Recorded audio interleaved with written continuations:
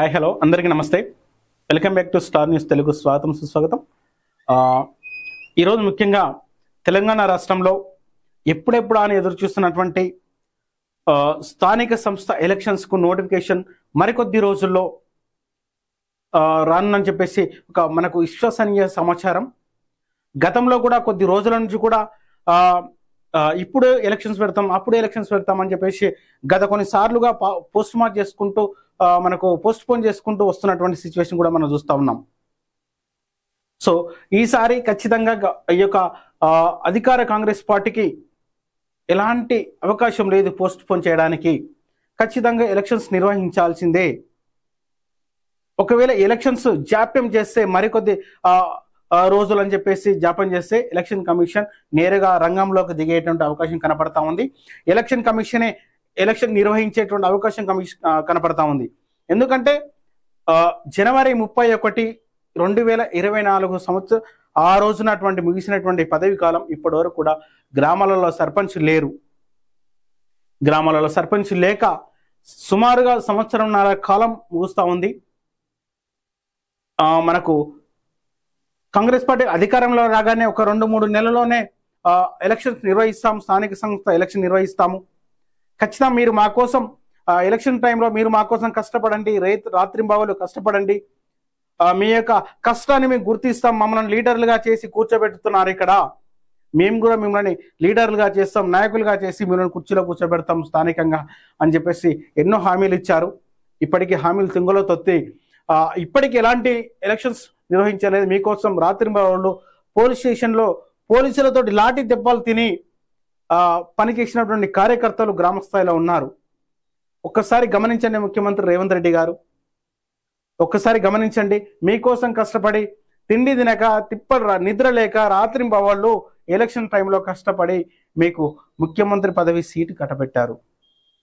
ఇలా మీరు ఇచ్చినటువంటి మాట ప్రకారం వాళ్ళకి ఒక సంవత్సరం నుంచి కూడా కళ్ళల్లో ఒత్తులు వేసుకొని చూస్తున్నటువంటి పరిస్థితి మనం చూస్తూ ఉన్నాం. మా అన్న రేవంత్ రెడ్డి గారు ఖచ్చితంగా మాకు నమ్మకం మాట ఇచ్చారు.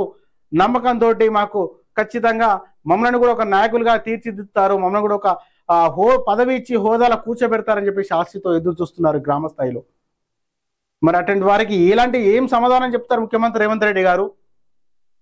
గ్రామాలలో స్పెషల్ ఆఫీసర్లను పెట్టి పంచాయతీ కార్యదర్శులు పెట్టి పాలన కొనసాగిస్తా ఉన్నారు. సుమారుగా ఎక్కడ వేసిన గొంగడ అక్కడే ఉంది. అక్కడ చిన్న పొరకపుల తీసే నాదుడు కూడా లేడు గ్రామాలలో. మీరిచ్చిన పథకాలు కూడా అక్కడ అందడం లేదు. ఎందుకంటే గ్రామాలలో సర్పంచ్ స్థాయి లీడర్ లేడు కాబట్టి మీరిచ్చిన పథకాలు కూడా కరెక్ట్గా అందడం లేదు. అది ఒక రకంగా సర్పంచ్లు పెట్టకపోవడం, సర్పంచ్ ఎలక్షన్లు నిర్వహించకపోవడం మీకే ఒక రకంగా నష్టం చేకూర్చేటువంటి అవకాశం కనపడతా ఉంది. అది మీకు ఇంతవరకు మీ ఇంటెలిజెన్స్ రిపోర్ట్ మీకు ఏం రిపోర్ట్ ఇస్తుందో తెలియదు, కానీ గ్రామాలలో మాత్రం పరిస్థితి దయనీయంగా ఉంది. ఒకసారి అర్థం చేసుకోండి ముఖ్యమంత్రి రేవంత్ రెడ్డి గారు. ఖచ్చితంగా ఇక ఏమాత్రం కూడా పోస్ట్ పోన్ చేయడానికి వీలు లేదు. ఎవరు ఏమనుకున్నా అవునన్నా కాదన్నా జూన్ చివరి వారంలో కానీ జూలై మొదటి వారంలో కానీ ఖచ్చితంగా స్థానిక సంస్థ ఎలక్షన్లకు నోటిఫికేషన్కు గ్రీన్ సిగ్నల్ ఇచ్చేటువంటి అవకాశం కనపడతా ఉంది. ప్రభుత్వం గ్రీన్ సిగ్నల్ ఇచ్చినా ఇవ్వకపోయినా ఎలక్షన్ కమిషన్ మాత్రం సిద్ధంగా ఉన్నది. ఇప్పటికే బ్యాలెట్ పేపర్స్ కానీ తర్వాత ఎలక్షన్ సంబంధించినటువంటి సామాగ్రి కానీ అంతా రెడీ చేసుకొని ఆల్రెడీ రీహార్సల్ చేసినటువంటి సందర్భం కూడా ఎలక్షన్ కమిషన్ సిద్ధంగా ఉంది. ఎందుకంటేను సంవత్సరాల నుంచి కూడా సర్పంచ్ లేకపోవడంతో సెంట్రల్ నుంచి వస్తున్నటువంటి 15th కమిషన్ గ్రాంట్స్ కూడా మనకు రాలేదు, రిటర్న్ మళ్ళీపోయినాయి. ఒక్కసారి ప్రభుత్వం ఆలోచించండి. సెంట్రల్ గవర్నమెంట్ నుంచి వస్తున్న నిధులు కూడా మనం తీసుకురాలేకపోయినాము. సెంట్రల్ గవర్నమెంట్ నుంచి వస్తున్న నిధులు తీసుకొని మన గ్రామాలలో అభివృద్ధి చేసుకోలేకపోయినాము. కేవలం మీ యొక్క స్వార్థ రాజకీయాలకు మాత్రమే వాడుకుంటున్నారు, కానీ కార్యకర్తలని ఒక లీడర్గా కూర్చోబెట్టి గ్రామ స్థాయిలో ఉన్నటువంటి కార్యకర్త కష్టం చూడలేకపోతా ఉన్నారు మీరు. ఇప్పుడు నాకు తెలిసి గత కొన్ని రోజులుగా మీరు గ్రామాలలో పర్యటన చేస్తూ ఉన్నారు. మీరు కానీ మంత్రులు కానీ మీకు ఇప్పటికే కొంత సమాచారం వచ్చి ఉంటుంది. ఎందుకంటే ఇప్పటికే మీరు అమలు చేస్తున్న పథకాలు కావచ్చు, తర్వాత మీరు చేస్తున్నటువంటి పర్యటనలు కావచ్చు, ఇవన్నీ చూస్తుంటే జూన్ 2వ తారీఖున రాజీవ్ యువకోసం అని ఇందిరమ్మ ఇల్లు అని చెప్పేసి ఈ పథకాలు త్వరగా అమలు చేయాలి అని చెప్పేసి మీరు చేస్తున్నటువంటి ఆరాటం అంతా ఇంత కాదు. దానికన్నిటికీ కారణం ఏంటంటే ఖచ్చితంగా దాని వెనకాల స్థానిక సంస్థ ఎలక్షన్స్ రాబోతా ఉన్నాయి కాబట్టి ఖచ్చితంగా ఈ యొక్క పథకాల అడావిడి జరుగుతూ ఉంది. ఎందుకంటేను 42% బీసీలకు రిజర్వేషన్ చెప్పేసి ఈ రిజర్వేషన్ వంక మనకు ఖచ్చితంగా దీన్ని పోస్ట్ పోన్ చేసుకుంటూ వస్తున్నారు.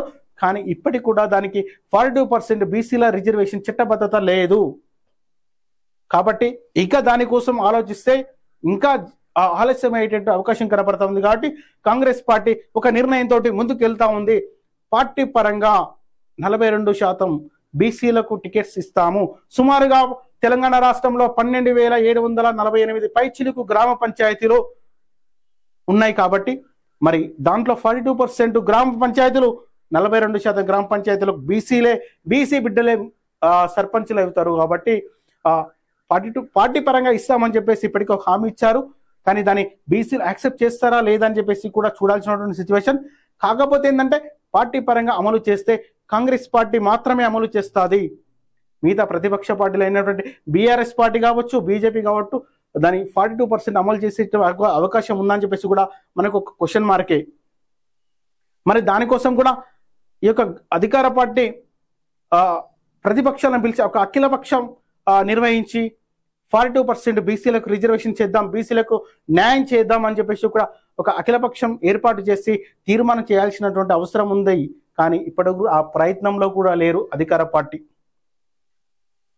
మరి చూడాల్సినటువంటి సిచ్యువేషనే ఏం జరుగుతుందని చెప్పేసి కూడా. కాకపోతే ఏది ఏమైనప్పటికీ కూడా ఖచ్చితంగా ఈ రిజర్వేషన్ గురించి మరొక అప్డేట్ మీకు ఇస్తాను. ఖచ్చితంగా ఈ రిజర్వేషన్ గురించి ఒక పెద్ద టాపిక్ ఖచ్చితంగా మీకు మరొక అప్డేట్ ఇస్తాను. కాకపోతే ఏది ఏమైనప్పటికీ కూడా ఇక ఎలక్షన్స్ ఆలస్యం చేయడానికి వీలు లేదు. ఐదర్ ఎంపీటీసీ జెడ్పీటీ ఎలక్షన్ ముందు రావచ్చు, లేదంటే సర్పంచ్ ఎలక్షన్స్ అన్న ముందు రావచ్చు. ఏది ఏమైనప్పటికీ కూడా ఒక నెల వ్యవధిలోనే ఎలక్షన్స్ కంప్లీట్ అయ్యేటువంటి అవకాశం మనకు కనపడతా ఉంది. ఒక్కసారి ఆలోచన చేయండి. ఈ యొక్క గ్రామ స్థాయిలలో కార్యకర్తలు ఎవరైతే ఉన్నారో సర్పంచ్గా పోటీ చేయాలనుకుని గెలిచి నా యొక్క ఊరికి కానీ నా యొక్క గ్రామ పంచాయతీ కానీ అభివృద్ధి పనులు చేయాలని చెప్పేసి ఒక తాపత్రయపడుతున్నారో వారికి ఒక శుభవార్త అని చెప్పవచ్చు. ఖచ్చితంగా నోటిఫికేషన్ రాబోతా ఉంది, మీరు సిద్ధంగా ఉండండి. ఒక్కసారి గ్రామీణ ఓటర్లు కూడా మా యొక్క చిన్న విన్నపం ఏంటంటే ఖచ్చితంగా రాజకీయాలకు సంబంధం లేకుండా సర్పంచ్ ఎలక్షన్స్ జరుగుతాయి. కానీ ఇప్పుడున్నటువంటి రాజకీయ పార్టీలు దాన్ని రాజకీయంగానే చూస్తున్నారు, రాజకీయంగానే వాడుకుంటారు. కాబట్టి ఎలాంటి డబ్బుకు కానీ ఎలాంటి ప్రలోభాలకు కానీ లొంగకుండా ఖచ్చితంగా ఒక గ్రామానికి పనిచేసే నాయకుడిని, నిబద్ధత కలిగిన నాయకుడిని ఎంచుకోండి. గ్రామ అభివృద్ధి చేయడంలో మీ వంతు సహకారం అందించండి.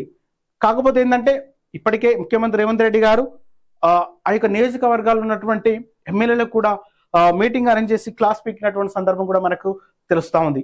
ఎందుకంటేను ఇప్పటికే గ్రామాలలో స్థానిక సంస్థ ఎలక్షన్స్ నిర్వహిస్తే అత్యధిక సర్పంచులు కానీ, అత్యధిక ఎంపీటీసీలు కానీ, జడ్పీటీసీలు కానీ అధికార పార్టీ కాంగ్రెస్ పార్టీ కైవసం చేసుకోవాలి. ఏది ఏమైనప్పటికీ మీరు ఏం చేస్తారో మాకు తెలియదు. ఖచ్చితంగా గ్రామాలలో ఉండండి, గ్రామ స్థాయిలలో లీడర్లను ఎంచుకోండి, ఎలక్షన్స్ పెడదాం, ఖచ్చితంగా గెలిపించుకునే రండి అని చెప్పేసి కూడా ఆ యొక్క స్థానికంగా ఉన్నటువంటి ఎమ్మెల్యేలకు టార్గెట్ దిశానిర్దేశం చేసినటువంటి సందర్భం కూడా మనకు తెలుస్తూ ఉంది. కాబట్టి మనకు అక్కడ ఉన్నట్టు ఎమ్మెల్యేలు కూడా దాన్ని రాజకీయంగానే వాడతారు. ఖచ్చితంగా